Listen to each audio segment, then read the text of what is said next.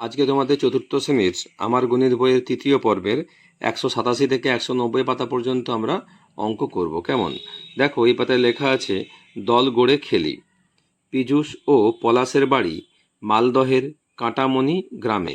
তারা প্রতিদিন বিকালে পাড়ার বড় মাঠে খেলা করে। আজ তারা ঠিক করেছে সমান সংখ্যায় দল গড়ে খেলবে।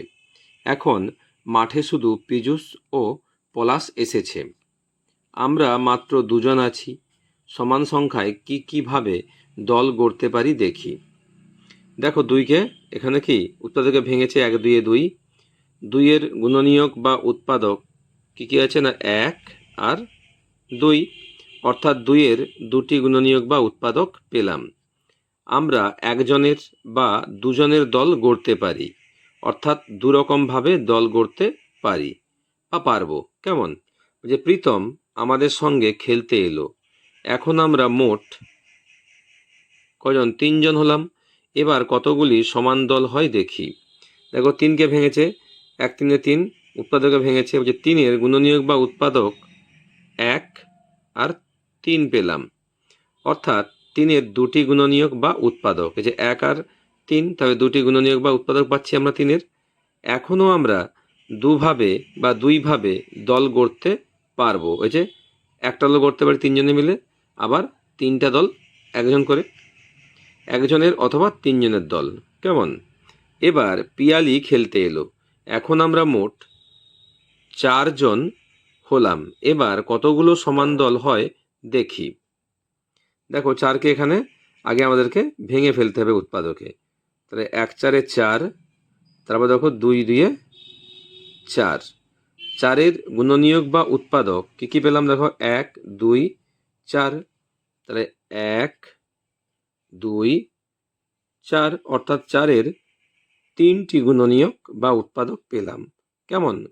আমরা একজনের, দুজনের অথবা 2 × 2 = 4 জনের দল গড়তে পারি। আমরা 3 রকমভাবে সমান সংখ্যক বন্ধুর দল গড়তে পারি। এই যে 3টে আমরা উৎপাদক পেয়েছি বা গুণনীয়ক পেয়েছি, তাই 3 রকমভাবে আমরা সমান সংখ্যক বন্ধুর দল গড়তে পারি।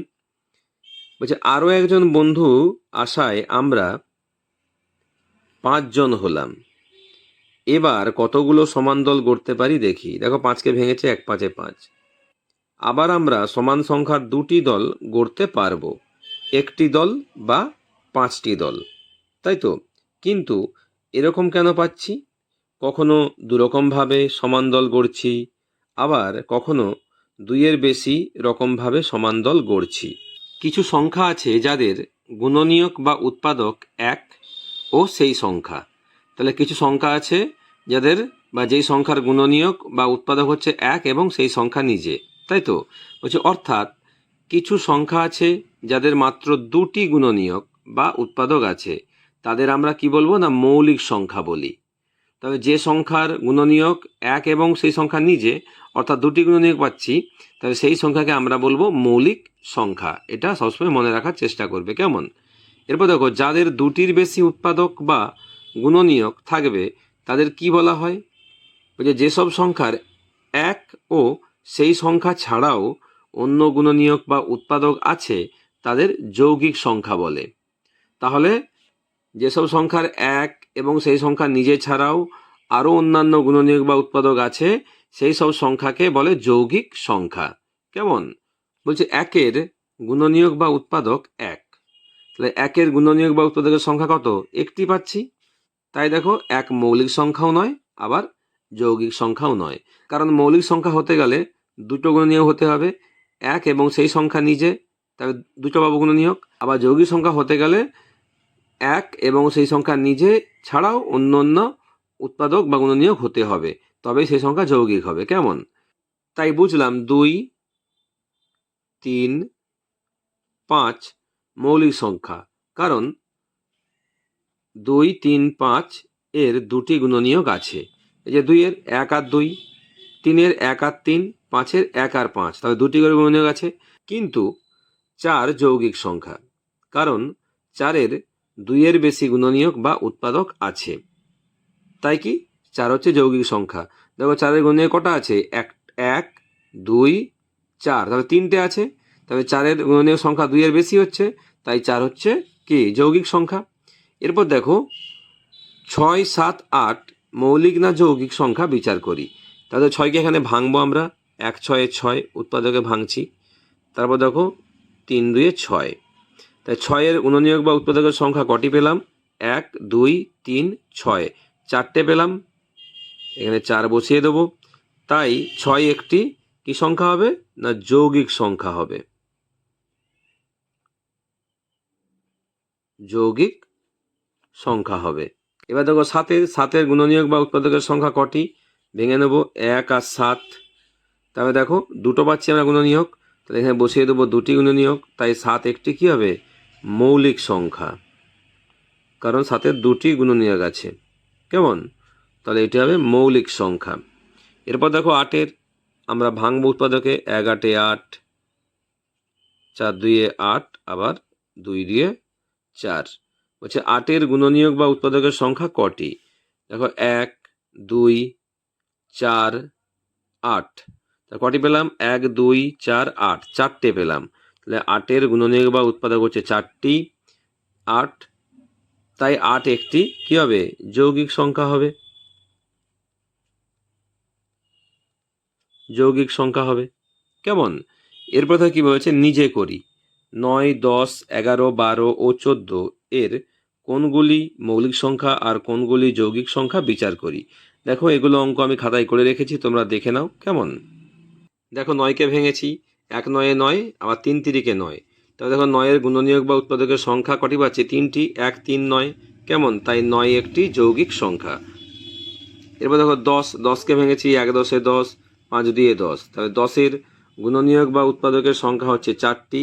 দেখো 1 2 5 আর 10, 4টি পাচ্ছি। কেমন? তাই 10 একটি যৌগিক সংখ্যা। কেমন? এবার দেখো 11কে ভাঙতে পারছি, 1 11 11, 1 আর 11। তাহলে 11-এর গুণনীয়ক বা উৎপাদকের সংখ্যা হচ্ছে 2টি, তাই 11 একটি কি হবে? মৌলিক সংখ্যা হবে। কেমন? এরপর দেখো 12কে ভেঙেছি, 1 12 12, 12কে 2 দিয়ে ভেঙেছি, 6 দিয়ে 12, 6কে দেখো ভেঙেছে আবার 2 দিয়ে, 3 2 6। বলছে 12-এর গুণনীয়ক বা উৎপাদকের সংখ্যা কটি পেয়েছি? দেখো 1 2 3, 2 দিয়ে 4, তারপর 6 আর 12। কটি পেয়েছি? দেখো 6টি পেয়েছি আমরা গুণনীয়ক বা উৎপাদক, তাই 12 একটি যৌগিক সংখ্যা। কেমন? এরপর দেখো 14 আছে, 14কে দেখো ভেঙেছি, 1 14 14, 7 2 14। তাহলে 14-এর গুণনীয়ক বা উৎপাদকের সংখ্যা পাচ্ছি 4টি, তাই 14 একটি যৌগিক সংখ্যা। কেমন? তা তোমরা সুন্দর করে এভাবে এটা তোমরা খাতায় ভেঙে ভেঙে করে নেবে, তাহলে বুঝতে পেরে যাবে। এবার দেখো হাতে কলমে বলছে, হাতে কলমে 1 থেকে 10 পর্যন্ত সংখ্যার গুণিতক গুণনীয়ক খুঁজি ও কোনগুলি মৌলিক সংখ্যা দেখি। আমি একটি 100টি সমান ঘর কাটা বর্গক্ষেত্রাকার কাগজ নিলাম, যার উপরে ও পাশে 1 থেকে 10 পর্যন্ত লেখা আছে। দেখো এদিকেও 1 থেকে 10 লেখা আছে, এদিকেও 1 থেকে 10 লেখা আছে। কেমন? দেখো কিছু রং করা আছে, আর আমি দেখো এই 3টে রং করে দিয়েছি। দেখো লেখা আছে ছবির মতো, লম্বালম্বি 1-এর প্রতি ঘরে সবুজ রং দিলাম। তবে দেখো এই যে 1 আছে, এই লম্বালম্বি দেখো প্রতিটা ঘরে সবুজ রং দেওয়া আছে। কেমন? বলছে লম্বালম্বিভাবে 2-এর শুরু থেকে 1 ঘর অন্তর লাল রং দিলাম। তাহলে দেখো 2-এর শুরু থেকে দেখো 1 ঘর অন্তর লাল দেওয়া আছে, লম্বালম্বি লাল রং দিয়ে দিয়েছে। 3-এর দেখো লম্বালম্বি 3-এর শুরু থেকে 2 ঘর অন্তর নীল রং দিলাম।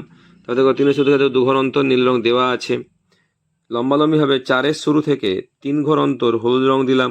তাহলে দেখো 4-এর ঘর 3 ঘর অন্তর হলুদ রং দিয়েছে, এখানে হলুদ, আবার দেখো 8-এ হলুদ আছে। কেমন? লম্বালম্বিভাবে 5-এর শুরু থেকে 4 ঘর অন্তর বাদামি রং দিলাম।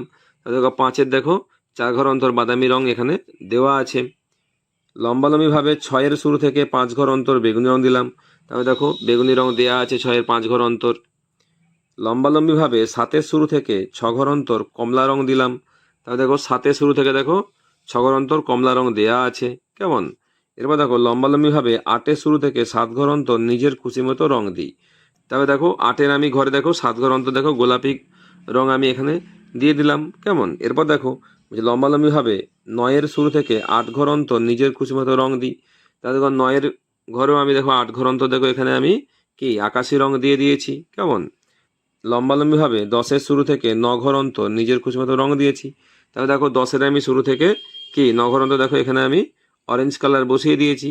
ঠিক আছে, তাহলে সুন্দর করে তোমরা এইভাবে কালারটি করে নেবে।